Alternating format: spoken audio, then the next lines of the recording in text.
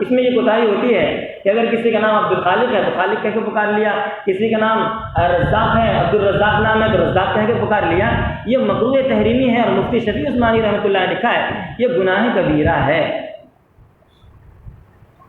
تو بسم اللہ الرحمن الرحیم، یہ بات بسم اللہ الرحمن الرحیم ہمیں ہر اچھے کام میں پڑھنا چاہیے۔ کہاں پڑھنا مسنون ہے اور کہاں پڑھنا فرض ہے؟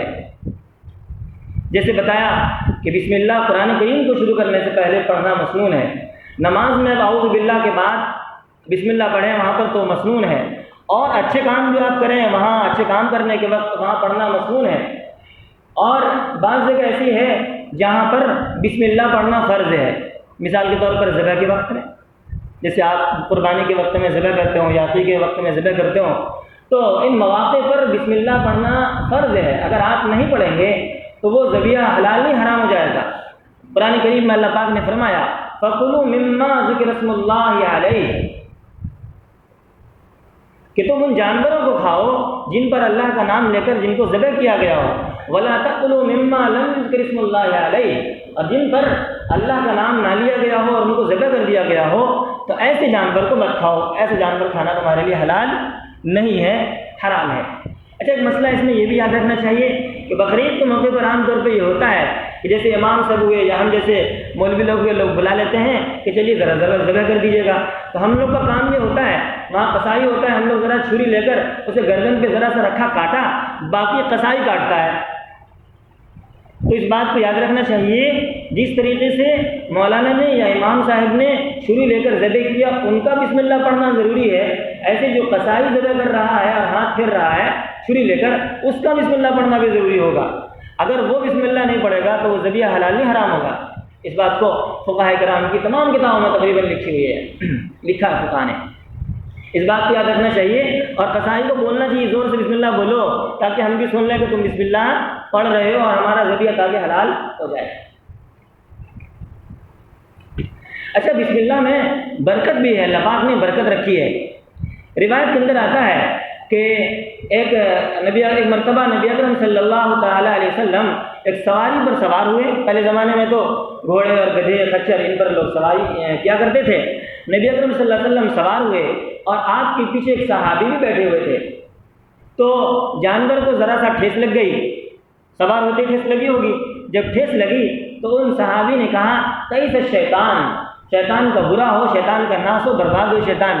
تو اللہ کے نبی صلی اللہ علیہ وسلم نے فرمایا کہ یہ سوار ہوتے وقت یہ نہیں پڑھنا چاہیے، ایسے مواقع پر پڑھنا چاہیے بسم اللہ۔ اور دعا بھی ہے جب سواری پر آپ سوار ہو تو پڑھیں بسم اللہ الحمدللہ سبحان الذی سخر لنا ھذا وما كنا له مقرنین وانا الی ربنا لمنقلبون۔ تو آپ نے فرمایا کہ بسم اللہ پڑھو۔ مسند احمد میں روایت ہے، سرور کائنات صلی اللہ علیہ وسلم فرماتے ہیں کہ جب تم بسم اللہ پڑھ لو گے، اذا قلت بسم اللہ تصاغر، تو شیطان چھوٹا ہو جاتا ہے، اور اتنا چھوٹا ہوتا ہے کہ مکھی کے برابر ہو جاتا ہے، شیطان ذلیل و خوار ہوتا ہے۔ تو اگر تم کو شیطان کو نقصان ہی پہنچانا ہو تو بسم اللہ پڑھا کرو، شیطان کو نقصان پہنچے گا۔ اگر تم یہ کہہ رہے ہو کہیں سے شیطان ہلاک ہو جائے، برباد ہو جائے، تو شیطان کو نقصان کیا پہنچائے گا؟ شیطان اس سے پھرے گا، دیکھو میری بھی کوئی حیثیت ہے، میری بھی کوئی اوقات ہے کہ مطلب میرے بارے میں لوگ ایسا کہہ رہے ہیں، مجھے برا بھلا کہہ رہے ہیں، اس لیے بسم اللہ پڑھا کرو۔ بسم اللہ میں برکت ہے۔ آپ نے ایک مشہور واقعہ سن رکھا ہوگا، اور کہ وہ نوکرانی کا واقعہ، کہ نوکرانی ہر کام میں گھر میں وہ کام کرتی تھی اور ہر کام میں بسم اللہ پڑھا کرتی تھی۔ ایک دن مالک نے کہا کیا بسم اللہ کی رٹ لگا رکھا ہے، ایسے کام کر دیا کرو۔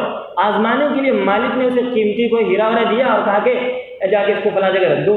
اس نے بکسے میں رکھ دیا، اور اس کے بعد میں مالک نے اس کو نکال لیا اور چپ چاپ سے نکال کے جا کے دریا میں ڈال دیا، یہ سمندر میں پھینک دیا۔ پھینکنے کے بعد کچھ زمانے کے بعد اسی نوکرانی سے کہا کہ جاؤ وہ جو میں نے تم کو رکھنے کے لیے دیا تھا وہ لے کر آؤ۔ نوکرانی گئی، جس جگہ سے رکھا تھا اور وہاں سے لا کر کے دے دی۔ اب وہ حیران ہو جاتا ہے اور پوچھتا ہے کہ تمہارے پاس کہاں سے آ گئی؟ میں تو جا کر دریا میں ڈال دیا تھا، پھینک دیا تھا۔ نوکرانی نے پورا قصہ بیان کیا کہ آپ نے پھینک دیا ہوگا، مجھے تو پتہ نہیں۔ اچانک ایک دن مچھلی بیچنے والا مچھلی بیچ رہا تھا، تو میں نے مچھلی خریدی اور اس کے بعد جو ہے مچھلی کو جب کاٹنے کے بعد اس کے پیٹ سے یہ آپ کو قیمتی ہیرا نکل گیا۔ میں حیران رہی کہ یہاں کیسے ہے؟ جب میں نے بکسا جا کر دیکھا تو وہاں موجود نہیں تھا، تو میں سمجھ گئی کہ معاملہ ایسا ہے، اور اس کے بعد میں نے پھر وہیں رکھ دیا۔ تو تو بسم اللہ کی برکت، یہ واقعہ مشہور واقعہ ہے۔